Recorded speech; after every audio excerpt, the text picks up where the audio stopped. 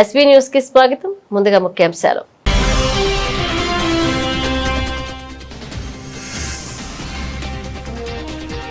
ముగిస్తున్న ప్రధాని మోదీ 3 దేశాల విదేశీ పర్యటన. న్యూజిలాండ్ నుండి విశ్వదేశానికి తిరుగు పయనం.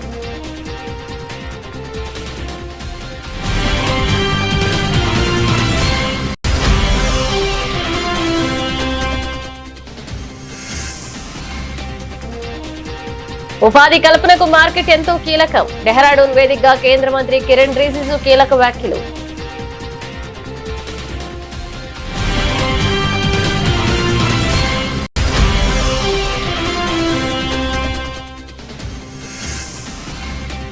భారత సంగీత ప్రపంచంలో తీరని లోటు. గాన కోకిల జానకి కన్నుమూత. అధికారిక లాంఛనాలతో అంత్యక్రియలు.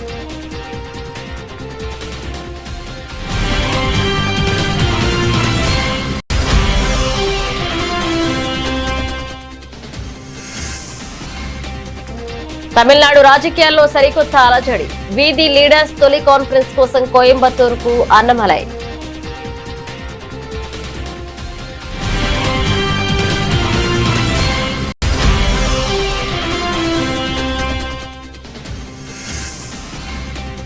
సెమీకండక్టర్ గ్లోబల్ డిమాండ్ ను ఐటీ రంగం అందిపుచ్చుకోవాలి. ఐటీ పరిశ్రమకు కేంద్ర మంత్రి అశ్విని వైష్ణవ్ కీలక పిలుపు.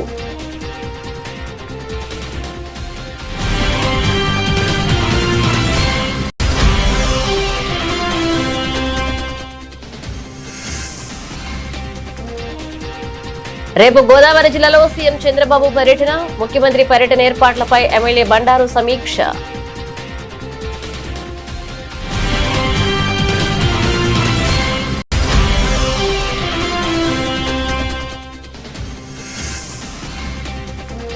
అవగాహనతోనే కాళేశ్వరం పునరుద్ధరణ. ప్రతిపక్షాల విమర్శలకు సీఎం రేవంత్ కౌంటర్.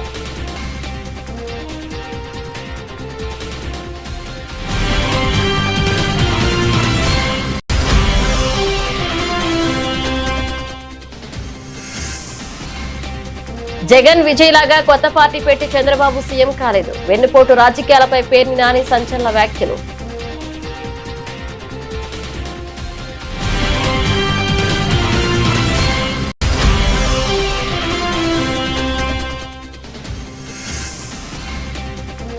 ముప్పై ఒక్క నెలల్లో బూతులు తప్ప రేవంత్ రెడ్డి ఏమీ నేర్చుకోలేదు. ముఖ్యమంత్రిపై హరీష్ రావు తీవ్రస్థాయిలో ధ్వజం.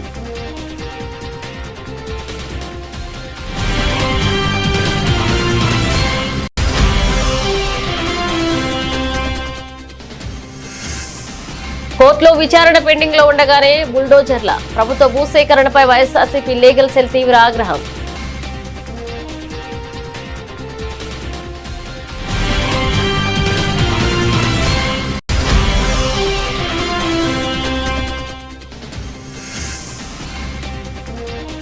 Prabhas spirit crazy update. త్వరలో భారీ క్లైమాక్స్ షూటింగ్.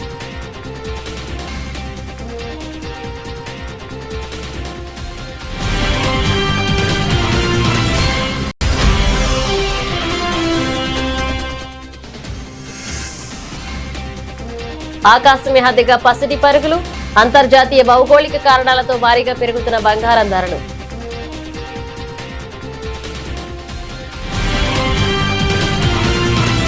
ప్రధాని మోదీ ప్రతిష్టాత్మక 3 దేశాల విదేశీ పర్యటన విజయవంతంగా ముగిసింది. తన పర్యటనలో చివరి దేశమైన న్యూజిలాండ్ లో అన్ని అధికారిక కార్యక్రమాలను పూర్తి చేసుకున్న ప్రధాని కొద్దిసేపటి క్రితమే అక్కడి నుండి దేశ రాజధాని ఢిల్లీకి తిరుగు పయనమయ్యారు.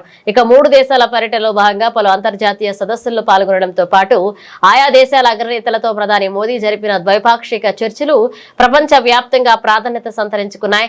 భారత విదేశాంగ విధానంలో మైలురాయిగా నిలిచేలా ప్రధాని మోదీ 3 దేశాల పర్యటన కొనసాగింది. పర్యటనలో ఆఖరి అంకమైన న్యూజిలాండ్ లో ఆ దేశ ప్రధాని మరియు ఉన్నతాధికారులతో ప్రధాని మోదీ కీలక భేటీలు నిర్వహించారు. ఇరు దేశాల మధ్య వాణిజ్యం, సాంకేతికత, రక్షణ రంగాలతో పాటు విద్యా, సాంస్కృతిక బృందాల సంబంధాలను మరింత బలోపేతం చేసుకునేలాగా పలు కీలక ఒప్పందాలపై చర్చలు జరిపారు. అలాగే అక్కడ స్థిరపడిన ప్రవాస భారతీయులు ఏర్పాటు చేసిన ప్రత్యేక కార్యక్రమంలో పాల్గొని వారికి దిశానిర్దేశం చేశారు. న్యూజిలాండ్ పర్యటనను ముగించుకుని విమానాశ్రయానికి చేరుకున్న ప్రధాని అక్కడి ప్రభుత్వం ఘనంగా వీడ్కోలు పలికింది. దేశంలో ఉపాధి కల్పన, స్థానిక ఉత్పత్తుల అభివృద్ధిపై కేంద్ర ప్రభుత్వం ప్రత్యేక దృష్టి సారించింది. ఉత్తరాఖండ్ రాజధాని డెహ్రాడూన్ లో జరిగిన ఓ ప్రత్యేక కార్యక్రమంలో పాల్గొన్న కేంద్ర న్యాయశాఖ మంత్రి కిరణ్ రిజిజు మార్కెట్ ప్రాధాన్యతపై కీలక వ్యాఖ్యలు చేశారు. ఇక సమాజంలో సరికొత్త ఉపాధి అవకాశాలను సృష్టించడానికి మరియు నిరుద్యోగతను తగ్గించడానికి ఒక పటిష్టమైన మార్కెట్ వ్యవస్థ ఎంతో అవసరమని ఆయన స్పష్టం చేశారు. ముఖ్యంగా ఉత్తరాఖండ్ రాష్ట్రానికి చెందిన అద్భుతమైన సాంప్రదాయ ఉత్పత్తులకు సరైన మార్కెటింగ్ సౌకర్యం కల్పిస్తే అది స్థానిక యువతకు పెద్ద ఎత్తున ఉపాధిని అందిస్తుందని మంత్రి పేర్కొన్నారు. और जो पारंपरिक काम से जुड़े हुए लोगों को एक प्लेटफॉर्म देने का काम करते हैं. इस बार उत्तराखंड सरकार ने बहुत अच्छा मदद किया. इसका फंडिंग हम अपना मंत्रालय से पूरा देते हैं, लेकिन यहाँ लोकल सपोर्ट उत्तराखंड सरकार ने बहुत अच्छा सपोर्ट दिया है. मैं इसलिए मुख्यमंत्री धामी जी को मैं विशेष करके धन्यवाद देता हूँ.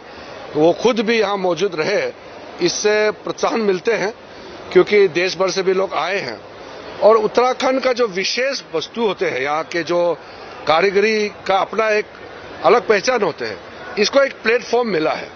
तो इससे रोजगार पैदा होगा. रोजगार पैदा करने के लिए मार्केट चाहिए, क्योंकि आप सामान बनाने से भी अगर आपको मार्केट नहीं मिलेंगे तो फिर आप अपने सामान को बाहर बाजार कैसे ले जाएंगे. तो ये बहुत बड़ा एक प्लेटफॉर्म हमने क्रिएट किया है. हमने इसको 2024 से शुरू किया. पहले छोटे छोटे होते थे. हमने इसको बड़ा स्तर में ले जाने का काम किया है. और ये मानसून बारिश का समय है, फिर भी यहाँ देहरादून में ये कार्यक्रम रखा है. मुझे लगता है कि मुख्यमंत्री जी का और पूरा उनके प्रशासन का सहयोग से हमारे भी पूरा टीम आए हैं. मेरे मंत्रालय के सारे वरिष्ठ अधिकारी भी सब यहाँ आए हैं. तो ये बहुत अच्छा चलेगा. భారతీయ సినీ సంగీత ప్రపంచంలో ఒక సువర్ణ అధ్యాయం ముగిసింది. తన మధుర గాత్రంతో కోట్లాది మంది హృదయాలను గెలుచుకున్న లెజెండరీ సింగర్ గానకోకిల ఎస్ జానకి కెరీరు 88 సంవత్సరాల వయసున్న జానకమ్మ కర్ణాటకలోని మైసూరులో కన్నుమూశారు. ఇక రాత్రి ఆమెకు అకస్మాత్తుగా శ్వాసకోశ సమస్యలు తలెత్తడంతో కుటుంబ సభ్యులు మైసూరులోని ప్రైవేట్ ఆసుపత్రికి తరలించారు. అక్కడ చికిత్స పొందుతూ ఆమె అంతిమ శ్వాస విడిచారు. ఆమె మరణ వార్త తెలియగానే దక్షిణాది సినీ పరిశ్రమతో పాటుగా దేశ వ్యాప్తంగా ఉన్న సంగీతాభిమానులు తీవ్ర దిగ్భ్రాంతికి లోనయ్యారు. కెరీర్ లో ఏకంగా 48,000కు పైగా పాటలు పాడి రికార్డు సృష్టించారు. తెలుగు, తమిళం, కన్నడ, మలయాళంలో పాటు హిందూ, ఒడియా, ఉర్దూ, పంజాబీ, బెంగాలీ సహా దాదాపు 20 భారతీయ భాషల్లో ఆమె తన గాత్రాన్ని అందించారు. పిబి శ్రీనివాస్, ఎస్పి బాలసుబ్రహ్మణ్యం, డాక్టర్ రాజకుమార్ వంటి దిగ్గజాలతో ఆమె పాడిన డ్యూయట్ సాంగ్స్ ఎప్పటికీ ఎవర్ గ్రీన్ హిట్స్ గా నిలిచిపోతాయి. జానకమ్మ మృతి పట్ల కర్ణాటక ముఖ్యమంత్రి డికే శివకుమార్ తీవ్ర సంతాపాన్ని వ్యక్తం చేశారు. జానకికి తన కెరీర్ లో మొదటి పాటను అలాగే చివరి పాటను మైసూరులోనే పాడడం ఒక అరుదైన విషయం అంటూ ఆయన గుర్తు చేసుకున్నారు. కుటుంబ సభ్యులు ఇష్ట ప్రకారం మైసూరు నగరంలోనే ప్రభుత్వ అధికారిక లాంఛనాలతో ఆమె అంత్యక్రియలు నిర్వహిస్తామని సీఎం ప్రకటించారు. ಹೋಟೆಲ್ ಮ್ಯಾನೇಜ್ಮೆಂಟ್ ಇದೆ, ಅವಾಗ ಕರೆದು ನಿಮ್ಮ ಅಮ್ಮ ಬಂದಿದ್ದಾರೆ ನೋಡು ಅಂತ ಭೇಟಿ ಮಾಡ್ತಿದ್ರು. ಅಲ್ಲಿಂದ ಮತ್ತೆ ರೆಸೆಂಟ್ ಆಗಿ ಬಂದ್ರೆ ನನ್ನ ಮಗ ಅಲ್ಲೇ ಇದ್ದ, ಮತ್ತೆ ರೆಸೆಂಟ್ ಆಗಿ ಭೇಟಿ ಆದ. ಅವಾಗ ತುಂಬಾ ಆತ್ಮೀಯತೆಯಿಂದ ಮಾತಾಡೋರು, ಯಾವಾಗ್ಲೂ ಕಂದ ಅಂತಾನೆ ಮಾತಾಡೋದು. ನಾನು ನನ್ನ ಮೊಮ್ಮಕ್ಕಳು ನಾವು ಫ್ಯಾಮಿಲಿನ ಎಲ್ಲ ಪರಿಚಯ ಮಾಡಿಸಿದ್ದೆ. ಅವರಿಗೆ ಕರ್ಕೊಂಡೋಗಿ ಹೋಟೆಲ್ಗೆ ಹೋಗಿ ಅವಾಗ ಮಾತಾಡ್ಸಿದ್ರು. ನಿನ್ ಮೊಮ್ಮಕ್ಕಳಿಗಿಂತ ನೀನೇ ಚಂದ ಕಣೆ ಅಂತೇಳಿ ಹಗ್ ಮಾಡಿದ್ರು. ನನ್ ಸುಮಾರು ಫೋಟೋಗಳಿದೆ ಅವ್ರ ಜೊತೆ, ಇನ್ನೂ ಇತ್ತು. ಈಗ ಇತ್ತಿದ್ಲಾಗಿ ಫೋನ್ ಮಾಡಿದ್ರೆ ರಿಸೀವ್ ಮಾಡ್ತಾ ಇರ್ಲಿಲ್ಲ, ಇಲ್ಲಾಂದ್ರೆ ಯಾವಾಗ್ಲೂ ಮಾತಾಡಿ ಇದು ಮಾಡಿದ್ರು. ಡಲ್ ಆಗಿದ್ರು, ಫೋನ್ ರಿಸೀವ್ ಮಾಡ್ತಾ ಇರ್ಲಿಲ್ಲ. ಆಮೇಲೆ ಇಲ್ಲೇ ಪಕ್ಕದ ಮನೇಲೆ ಇದ್ದೀನಿ ನೋಡಿ, ನನ್ಗೆ ಈಗ ಹೋದ್ರಾಯ್ತು, ಯಾಕೋ ಹುಷಾರಿಲ್ಲ ಅಂತ ಇದ್ದಾರೆ, ಈಗ ಹೋದ್ರಾಯ್ತು ಅನ್ಕೊಂಡು. ನಿನ್ನೆ ಪೂರ್ಣ ಬೆಳಿಗ್ಗೆ ನಿಜವಾಗ್ಲೂ ಹೇಳ್ತೀನಿ, ಸುಳ್ಳಲ್ಲ ಇದು, ಬೆಳಗ್ಗೆ ಅಮ್ಮನ ಜೊತೆ ನಾ ಕನ್ಸ್ಕೊಂಡಿದ್ದೀನಿ. Famous singer was sang more than 40,000 songs in different countries. She started the first song in Mysore, and then the last song also was in Mysore. So she told she was in Hyderabad, she loved to live in Mysore and have a last breath in Mysore. I spoken to the family. They decided that they want to respect her with the last in Mysore itself. So we are giving her a state honor. She was being given the 4 national awards by the President of India. So 33 awards have been confirmed to her from different parts of the country. So we respect her sentiments towards her. So in future I will discuss with all my colleagues in the film industry how we can see that we can protect our country. Tamil Nadu రాజకీయాలు మరొకసారి heat ఎక్కాయి. వీధి leaders సంస్థ అధినేత K Annamalai Coimbatore చేరుకున్నారు. పొల్లాచి వేదికగా తమ సంస్థ తరపున అత్యంత ప్రతిష్టాత్మకంగా నిర్వహించబోయే మొదటి భారీ మహాసభలో పాల్గొనేందుకు ఆయన ఇక్కడికి వచ్చారు. కోయంబత్తూరు విమానాశ్రయానికి చేరుకున్న అన్నమలైకి వీధి లీడర్స్ ప్రతినిధులు, ఆయన అభిమానులు మరియు యువత భారీ సంఖ్యలో తరలి వచ్చిన ఘన స్వాగతం పలికారు. పొల్లాచిలో జరగబోయే ఈ తొలి కాన్ఫరెన్స్ ద్వారా రాష్ట్ర రాజకీయాల్లో సరికొత్త అడుగులు వేసేందుకు అన్నమలై సిద్ధమవుతున్నారు. యువత నాయకత్వ లక్షణాలు పెంపొందించడం, సమాజంలో మార్పు తీసుకురావడమే లక్ష్యంగా అన్నమలై నేతృత్వంలో వీధి లీడర్స్ సంస్థ ఏర్పాటైంది.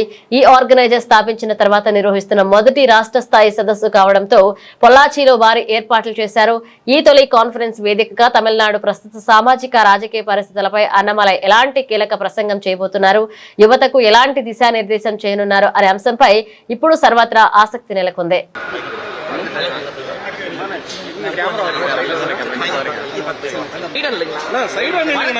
எப்படிங்க எடுக்கிறது அவரையும் மறைச்சு ஏன்னா நீங்க சைடா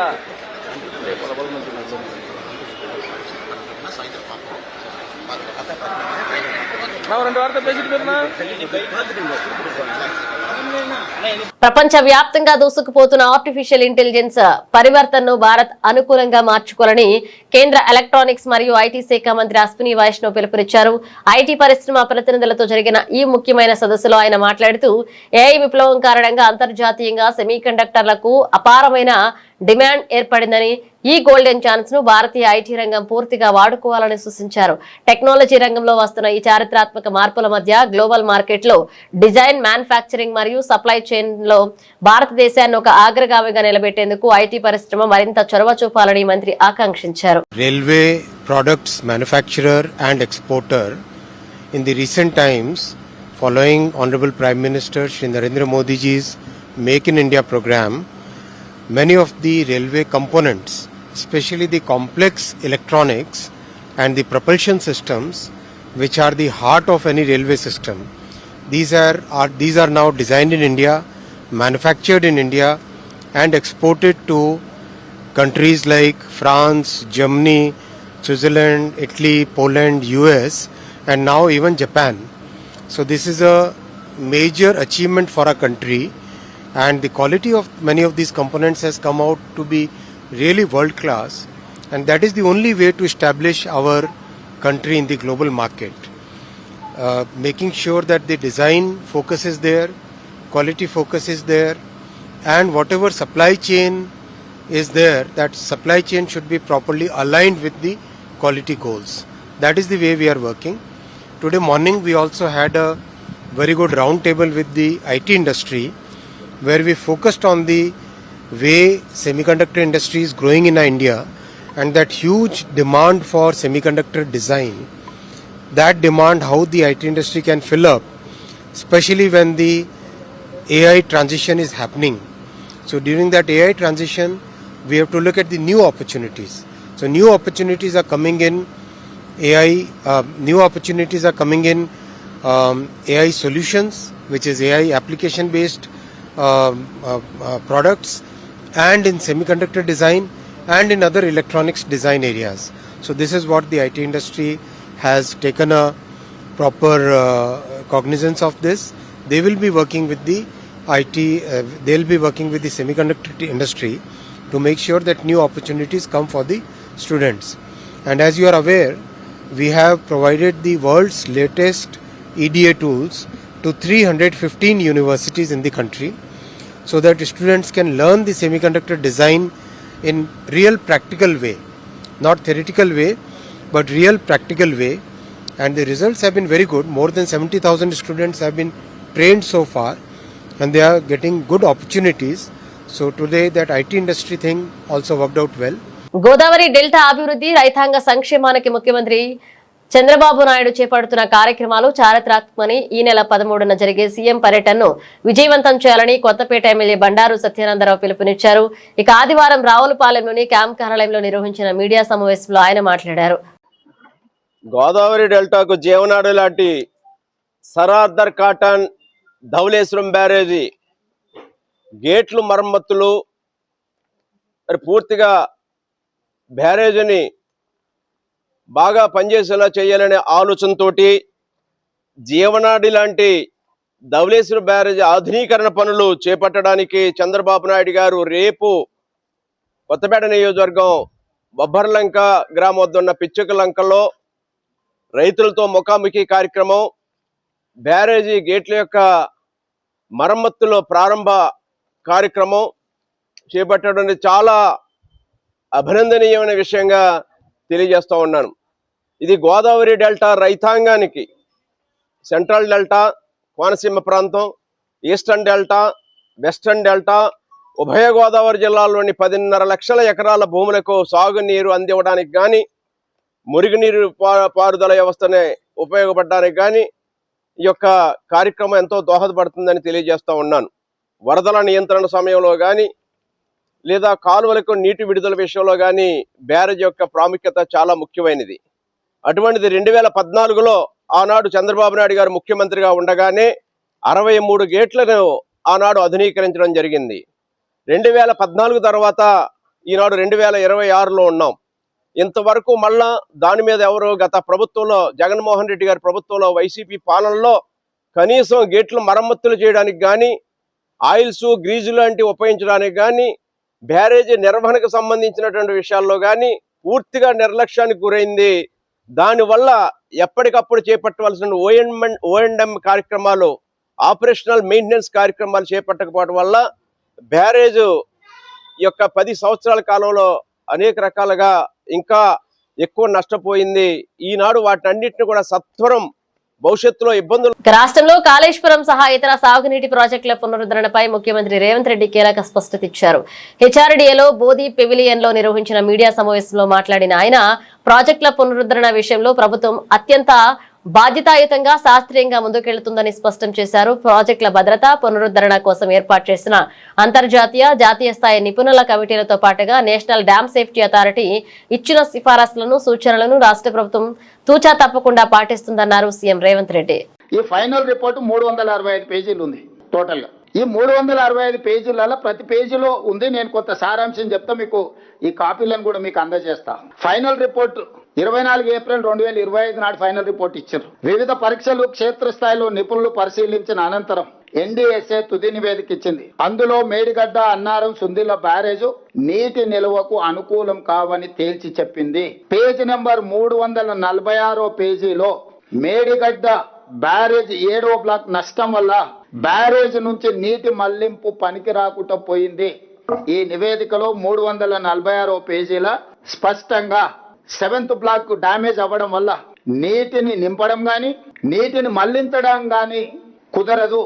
దీనివల్ల మొత్తం ఎంటైర్ మేడిగడ్డ బ్యారేజ్ దెబ్బతిన్నదని చెప్పింది. 352 పేజీలో అన్నారం బ్యారేజ్ తీవ్రంగా దెబ్బతిన్నది, నీటి మళ్లింపు సురక్షితం కాదని చెప్పింది. 356 పేజీలో సుందిల్ల బ్యారేజ్ తీవ్రంగా దెబ్బతిన్నందున నీటిని మళ్లించడం సురక్షితం కాదని చెప్పింది. ఫైనల్ గా ఎగ్జిక్యూటివ్ సమ్మరీలో 17th పాయింట్ 3 బ్యారేజీలు తీవ్ర నష్టాలను క్రోడీకరించింది. సమగ్ర పునరుద్ధరణ డిజైన్ అవసరమని స్పష్టం చేసింది. మొత్తం బ్యారేజ్ పటిష్టత, భద్రతపై సమగ్ర అంచనా వేసి ఇప్పుడున్న దుస్థితిని అరికట్టడానికి తక్షణ స్థిరీకరణ చర్యలను కూడా సిఫార్సు చేసింది ఇందులోనే. అంటే దీన్ని 3 బ్యారేజీలు నీళ్లు నింపడానికి కుదరదు. ఈ బ్యారేజీల నిర్మాణంలో చాలా లోపాలు ఉన్నాయి. వీటిని సరిదిద్దడానికి కూడా వాళ్ళు ఒక స్ట్రక్చరల్ గా సజెషన్స్ ఇచ్చారు. ఏ విధంగా నిపుణులు అపాయింట్ చేయాలి, ఏ సంస్థలతో భూసార పరీక్షలు చేయించాలి, ఏ సంస్థల ద్వారా ఈ ప్రాజెక్టు యొక్క నాణ్యతను ఏ రకంగా చేయాలనో వాళ్ళు కంప్లీట్ గా ఇచ్చారు. చివరిగా ఇంకే మాట ఏమన్నారు, పునరుద్ధరణ డిజైన్లు, రిపేర్లు, ఇతర పనులన్నీ ఎన్డీఎస్ఏ లేదా సిడబ్ల్యూసి రాష్ట్ర రాజకీయాల్లో కూటమి ప్రభుత్వం మరియు వైఎస్ఆర్సీపీ నేతల మధ్య మాటల యుద్ధం ముదిరింది. గత చరిత్రను వైస్రాయ్ హోటల్ ఎపిసోడ్ ను గుర్తు చేస్తూ వైఎస్ఆర్ కాంగ్రెస్ పార్టీ సీనియర్ నేత మాజీ మంత్రి పేర్ని నాని ముఖ్యమంత్రి చంద్రబాబుపై తీవ్రస్థాయిలో విరుచుకుపడ్డారు. తెలుగుదేశం పార్టీ వ్యవస్థాపకులు నందమూరి తారక రామారావు గారిని గద్దెదించిన వైనంపై పేర్ని నాని వరుస ప్రశ్నల వర్షం కురిపించారు. చంద్రబాబు ఏనాడు సొంతంగా పార్టీ పెట్టి అధికారంలోకి రాలేదని, నాడు ఎన్టీఆర్ ను పక్కన పెట్టే ముఖ్యమంత్రి ఎలా అయ్యారంటూ సంచలన ఆరోపణలు గుప్పించారు. ఈయన పట్ల చిన్నగా మాట్లాడతాను. మీరు జగన్మోహన్ రెడ్డి గారు తల్లిని ఓట్ల కోసం ఏం చేస్తారు,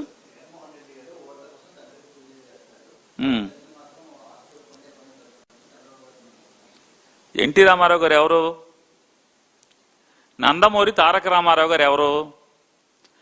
ఎలా ముఖ్యమంత్రిగా 94వ సంవత్సరంలో ముఖ్యమంత్రిగా అయినటువంటి ఆయన సుమారుగా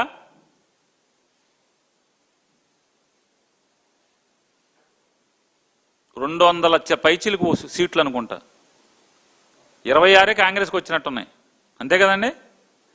అంటే మిగతా ఆయన 270 సీట్లు ఆయనకే దాదాపుగా ఆయనకే వచ్చేసినట్టున్నాయి, ఏదో ఎంఐఎం కొంత తప్పితే.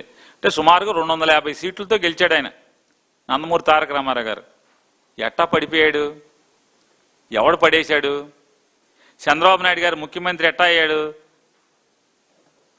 జగన్ గారు లాగా, లేకపోతే తమిళనాడు విజయ్ లాగా కొత్తగా పార్టీ పెట్టి, మన కేజ్రీవాల్ లాగా ఏమైనా పార్టీ పెట్టి సీఎం అయ్యాడా? ఎట్టా సీఎం అయ్యాడు? రామారావు గారు నీచుడు ఎట్టా అయ్యాడు? రామారావు గారు ఎట్లా పనికిరానోడయ్యాడు? ఎందుకు పడేశారు? రామారావు గారు బ్యాంక్ అకౌంట్లన్నీ ఎందుకు కోర్టులో సీజ్ చేసి ఆ అకౌంట్లన్నీ లాక్కున్నారు? బసవతారకం హాస్పిటల్ ఎవరిదది? వీళ్ళెట్ట లాక్కున్నారు? నారా చంద్రబాబు నాయుడుకి ఏంటి సంబంధం? ఇప్పుడు కాదు, రామారావు గారు బతికుండంగా మాట్లాడుతున్నా. ఇవాళంటే కోడలు చేసుకున్నారు కాబట్టి ఇచ్చేసి మా ఇయ్యం కూడా ఉన్నాడని చెప్తాడు. ఇవాళ సోకు కాదు, ఆ రోజున ఎందుకు రామారావు గారి పార్టీని లాక్కున్నారు, పదవి లాక్కున్నారు? ఏమైందని అడుగుతున్నాను. ఇవాళ దండెందుకు వేస్తున్నారు? ఆ రోజు రామారావు గారిని పడేసిన కొత్తలో తెలుగుదేశం పార్టీ ఆఫీసులో రామారావు గారి ఫోటోలు లేకుండా ఎందుకు పోయినాయి? ఆఖరికి తెలుగుదేశం పార్టీ సభ్యత్వ పుస్తకాల మీద కూడా రామారావు బొమ్మ లేకుండా ఎందుకు పోయింది? రాష్ట్రంలో కాళేశ్వరం ప్రాజెక్టు రీడిజైనింగ్ నిర్వహణపై అధికార కాంగ్రెస్ ప్రతిపక్ష బీఆర్ఎస్ మధ్య పొలిటికల్ వార్ పీక్స్ కు చేరింది. ముఖ్యమంత్రి రేవంత్ రెడ్డిపై బీఆర్ఎస్ సీనియర్ నేత మాజీ మంత్రి హరీష్ రావు తీవ్ర స్థాయిలో విరుచుకుపడ్డారు. రేవంత్ రెడ్డి అధికారంలోకి వచ్చి ఇన్ని నెలలు గడుస్తున్నా బూతులు మాట్లాడడం తప్ప ప్రాజెక్టులపై కనీస అవగాహన విషయం నేర్చుకోలేదని దుయ్యబడ్డారు. కాళేశ్వరం ప్రాజెక్టు సాంకేతికతపై సీఎం చేస్తున్న వ్యాఖ్యలు ఆయన అజ్ఞానాన్ని సూచిస్తున్నాయంటూ హరీష్ ఎద్దేవా చేశారు. మేడిగడ్డ గేట్లు మూయకుండా కన్నేపల్లి దగ్గర నీటిని ఎట్లా ఎత్తుతావు అని మాట్లాడతాడు. నాకు జాలి కలుగుతుంది నేను చూస్తుంటే. ముఖ్యమంత్రిగా నువ్వు 31 నెలలు పూర్తి చేసుకున్నా కన్నేపల్లి పంప్ హౌస్ నుంచి మేడిగడ్డ బ్యారేజ్ గేట్లు మూయకుండా నీళ్లు ఎలా ఎత్తాలో కూడా అవగాహన నువ్వు పెంచుకోవడం మీద నేను చూస్తే నాకు జాలేస్తూ ఉంది. ఇన్ఫ్యాక్ట్ మీరు నిన్న గమనించిందో లేదో, ఈయన మాట్లాడగానే ఉత్తమ్ కుమార్ రెడ్డి మైక్ తీసుకున్నాడు మధ్యలో. ఈయన తప్పు మాట్లాడిండని ఉత్తమ్ కుమార్ రెడ్డికి బుర్ర వెలిగింది. మధ్యలో ఆయన మైక్ తీసుకొని ఉత్తమ్ కుమార్ రెడ్డి గారు ఈయన తప్పును సరిచేసే ప్రయత్నం చేసిండు. అందుకే నేను జాలి కలుగుతుంది రేవంత్ రెడ్డి మీద అన్న. 31 నెలలు ముఖ్యమంత్రిగా పనిచేసినాక కూడా విషయ పరిజ్ఞానం పెంచుకోలే, బూతులు తప్ప నీకు విషయ పరిజ్ఞానం పెరగలే. ఆయన ఉత్తమ్ కుమార్ రెడ్డి గారు నిన్న మైక్ తీసుకొని మధ్యలో రేవంత్ రెడ్డి తప్పు మాట్లాడంగానే అఫ్కోర్స్ ఫ్రీ ఫ్లోలో కూడా కన్నెపల్లి మోటార్లు ఎత్తుతాం, కన్నెపల్లి మోటార్లు స్టార్ట్ చేస్తాం, నీళ్ళు ఎత్తుతాం, కానీ మరి మీద అన్నారం సుందిల గేట్లు ముయ్యాలి కదా అని ఆయన సరి చేసే ప్రయత్నం చేసిండు. ఇప్పుడు విషయం సింపుల్. 93.5 మీటర్ల ఎత్తులో కన్నెపల్లి పంప్ హౌస్ మోటార్లు నడుస్తాయి. గోదావరిలో 1,00,000 క్యూసెక్కుల వరద పోతా ఉంది. 1,00,000 క్యూసెక్కుల వరద పోయినప్పుడు దాని లెవెల్ 97 మీటర్లు ఉంటాయి. అంటే గేట్లు తెరిచి ఉన్న 97 మీటర్ల ఎత్తులో గోదావరి నది ప్రవహిస్తూ ఉంది. నీకు కావాల్సింది 93.5 మీటర్లు మాత్రమే. కావలసిన నీళ్లు ఉన్నది, కావలసిన ఎత్తు హెడ్ రెడీగా ఉన్నది, మోటార్లు ఒత్తు నీళ్ళు వస్తాయి బయట. ఈ విషయాన్ని నేను కాదు, రిటైర్డ్ ఇంజనీర్లు కూడా చాలా స్పష్టంగా తమ లేఖలో రిటైర్డ్ ఇంజనీర్లు కూడా చెప్పడం జరిగింది. ఏం చెప్పిండ్రు? ప్రస్తుతం గేట్లు తెరిచి ఉన్న పరిస్థితుల్లో వరద నీటి మట్టం సుమారు 97.5 మీటర్లు. ఈ హెడ్ ఆధారంగా కన్నేపల్లి పంప్ హౌజు రోజుకు 3 టీఎంసీల వరకు నీటిని లిఫ్ట్ చేసే సామర్థ్యం కలిగి ఉంది. ఈ లెటర్ చదివినాకనన్నా సోయి రావాలి కదా నీకు. ఆ ఉత్తమ్ కుమార్ రెడ్డికి వచ్చిన సోయి అన్నా నీకు రాకపోయా? రాష్ట్రంలో ప్రభుత్వ భూసేకరణ ప్రక్రియ తీవ్ర వివాదాస్పదంగా మారింది. జనవరి 8న ప్రభుత్వం ఇచ్చిన భూసేకరణ నోటిఫికేషన్ ను సవాల్ చేస్తూ రైతులు ఆశ్రయించిన కేసులో హైకోర్టులో తుది విచారణ పెండింగ్ లో ఉండగానే క్షేత్రస్థాయిలో బుల్డోజర్లు పంపడంపై వైఎస్ఆర్ కాంగ్రెస్ పార్టీ తీవ్ర స్థాయిలో మండిపడింది. ప్రభుత్వ చర్యలు పూర్తిగా న్యాయ విరుద్ధమని, రైతులను బెదిరించి భూములు లాక్కుంటుందని YSRCP state legal cell president N Manohar Reddy సంచలన ఆరోపణలు చేశారు. ఈ సేకరణ ప్రక్రియలో నిబంధనలు ఎలా తొంగలో తొక్కారో ఆయన లీగల్ పాయింట్లతో సహా మీడియా ముందు ఎండగట్టారు. కొద్దిపాటి భూమిని, దానిపైన ఆధారపడుతున్న కుటుంబాలను, అదే భూమిలో పంట పండించుకొని తమ పిల్లలు చదివించుకుంటున్న భూమిని లాక్కోవడం అనేది అత్యంత దుర్మార్గమైన విషయం. పంట సాగులో ఉండగానే చూసాం, నిన్న జొన్న తోటలు ఉన్నాయి, అరటి చెట్లు ఉన్నాయి. అవి సాగులో ఉండగానే బుల్డోజర్లను పెట్టి, వందల మందిని పోలీసులను పెట్టి రైతులను ఈడ్ చేసి వాటిని ధ్వంసం చేస్తుంటే వాళ్ళ ఆర్తనాదాలు ఎంత భయంకరంగా ఉన్నాయో నిన్న మనం చూసాం. ఒకసారి ఆ వీడియోలు మరోసారి చూద్దాం.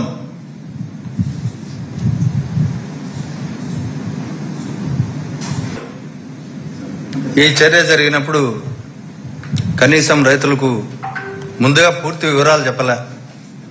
రేపు మేము మీ భూమిలో రోడ్లు వేస్తున్నామని చెప్పలే. అవార్డు కాపీలు ఇవ్వలే.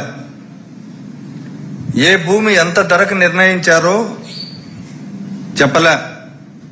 పంటలకు ఎంత పరిహారం ఇస్తారో కూడా చెప్పలే. రైతులను కోర్టులను ఆశ్రయిస్తారేమనే ఉద్దేశంతో వర్కింగ్ డేస్ లో కాకుండా శని ఆదివారాలను ఎంచుకొని శనివారం మొదలుపెట్టి ఇప్పటికే అక్కడ రోడ్లు కంప్లీట్ చేస్తున్న పరిస్థితి, పోలీసు బలగాలను ఉపయోగించుకొని. ఇది పక్కా వ్యూహంతోనే చేశారు, శని ఆదివారాలను ఎంచుకోవడం. కాబట్టి ఇది చట్టబద్ధమైన భూసేకరణ లేక వీకెండ్ చూసుకొని ప్రభుత్వం చేసిన భూ కబ్జానా అనేది మనం చూసుకోవాలి. ఇంకొక తమాషా విషయం ఏమంటే, అసలు చాలా సీరియస్ గా ఉన్న విషయం, ఈ భూసేకరణకు సంబంధించి హైకోర్టులో ఒక writ petition pending. Pan India star Prabhas సంచలన దర్శకుడు సందీప్ రెడ్డి వంగ కాంబినేషన్ లో రాబోతున్న భారీ చిత్రం స్పిరిట్. ఇక పవర్ఫుల్ కాప్ స్టోరీగా తెరకెక్కుతున్న ఈ సినిమా అప్డేట్ కోసం ప్రపంచ వ్యాప్తంగా ఉన్న ప్రభాస్ ఫ్యాన్స్ ఎంతో ఆసక్తిగా ఎదురు చూస్తున్నారు. అయితే ఈ క్రమంలోనే చిత్రం తదుపరి షెడ్యూల్ కు సంబంధించిన ఒక ఆసక్తికరమైన వార్త ఫిలిం నగర్ వార్తల్లో హల్చల్ చేస్తోంది. సాధారణంగా సినిమా చివర్లలో తీసే హై వోల్టేజ్ క్లైమాక్స్ ఎపిసోడ్ దర్శకుడు సందీప్ రెడ్డి వంగ రాబోయే షెడ్యూల్లోనే చిత్రీకరించేందుకు ప్లాన్ చేస్తున్నట్లుగా తెలుస్తుంది. ఈ కీలక షెడ్యూల్లో హీరో ప్రభాస్ తో పాటుగా ప్రధాన నటీనటులందరూ పాల్గొనబోతున్నట్లుగా సమాచారం. పసిడి ప్రియులకు షాకింగ్ న్యూస్. బంగారం ధరలు రోజు రోజుకు సరికొత్త రికార్డులను సృష్టిస్తున్నాయి. అంతర్జాతీయ భౌగోళిక రాజకీయ కారణాల నేపథ్యంలో ప్రపంచ మార్కెట్లో బంగారానికి డిమాండ్ విపరీతంగా పెరిగిపోయింది. దీని ప్రభావం దేశీయ మార్కెట్లపై స్పష్టంగా కనిపిస్తుంది. తెలుగు రాష్ట్రాల్లోని ప్రధాన నగరాలైన హైదరాబాద్, విజయవాడలలో బంగారం ధరలు ఆకాశాన్ని తాకుతున్నాయి. తాజాగా గుడ్ రిటర్న్స్ వెబ్సైట్ అందించిన వివరాల ప్రకారం ఆదివారం ఉదయం మార్కెట్ ప్రారంభ సమయానికి పసిడి ధరలు ఏ స్థాయిలో ఉన్నాయో ఇప్పుడు చూద్దాం. గ్లోబల్ మార్కెట్లో చోటు చేసుకుంటున్న పరిణామాల వల్ల సురక్షిత పెట్టుబడులే భావించే బంగారం వైపు ఇన్వెస్టర్లు మొగ్గు చూపుతున్నారు. ఫలితంగా ఆదివారం ఉదయం 6 గంటల సమయానికి హైదరాబాద్, విజయవాడ మార్కెట్లలో 24 క్యారెట్ల 10 గ్రాముల స్వచ్ఛమైన పసిడి ధర ఏకంగా 1,44,330 రూపాయలుగా నమోదైంది.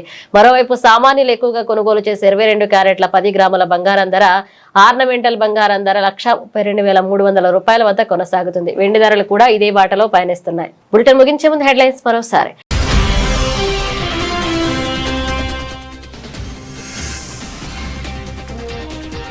ముగిస్తున్న ప్రధాని మోదీ 3 దేశాల విదేశీ పర్యటన.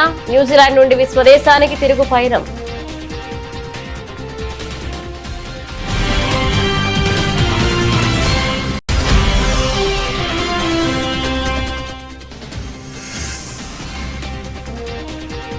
ఉపాధి కల్పనకు మార్కెట్ ఎంతో కీలకం. డెహ్రాడూన్ వేదికగా కేంద్ర మంత్రి కిరణ్ రిజిజు కీలక వ్యాఖ్యలు.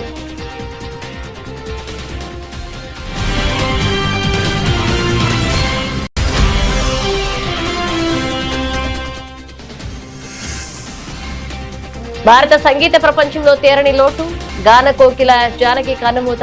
అధికారిక లాంఛనాలతో అంత్యక్రియలు.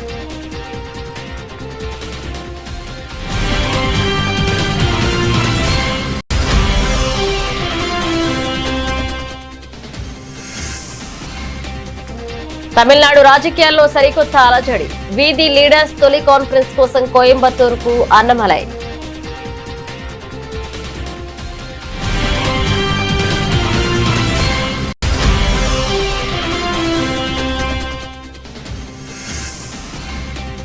సెమీకండక్టర్ గ్లోబల్ డిమాండ్ ను ఐటీ రంగం అందిపుచ్చుకోవాలి. ఐటీ పరిశ్రమకు కేంద్ర మంత్రి అశ్విని వైష్ణవ్ కీలక పిలుపు.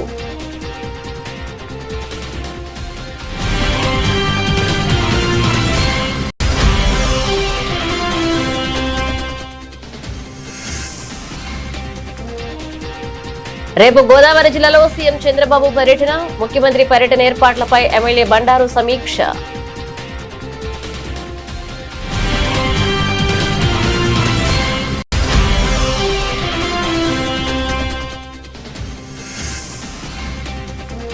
అవగాహనతోనే కాళేశ్వరం పునరుద్ధరణ. ప్రతిపక్షాల విమర్శలకు సీఎం రేవంత్ కౌంటర్.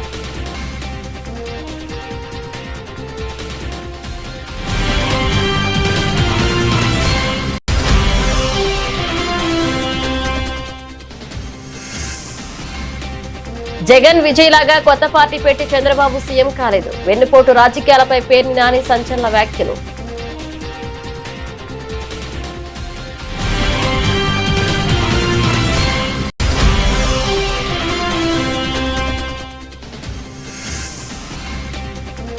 ముప్పై ఒక్క నెలల్లో బూతులు తప్ప రేవంత్ రెడ్డి ఏమీ నేర్చుకోలేదు.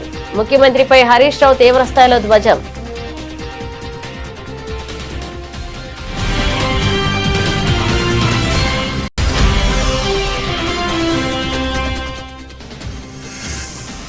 కోర్టులో విచారణ పెండింగ్ లో ఉండగానే బుల్డోజర్ల. ప్రభుత్వ భూసేకరణపై వైఎస్ఆర్సీపీ లీగల్ సెల్ తీవ్ర ఆగ్రహం.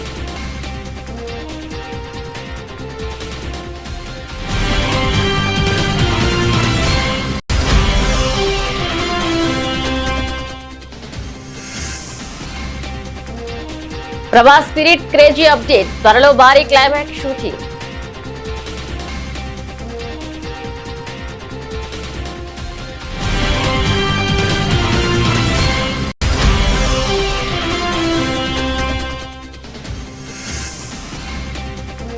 ఆకాశమే హద్దుగా పసిడి పరుగులు. అంతర్జాతీయ భౌగోళిక కారణాలతో భారీగా పెరుగుతున్న బంగారం ధరలు.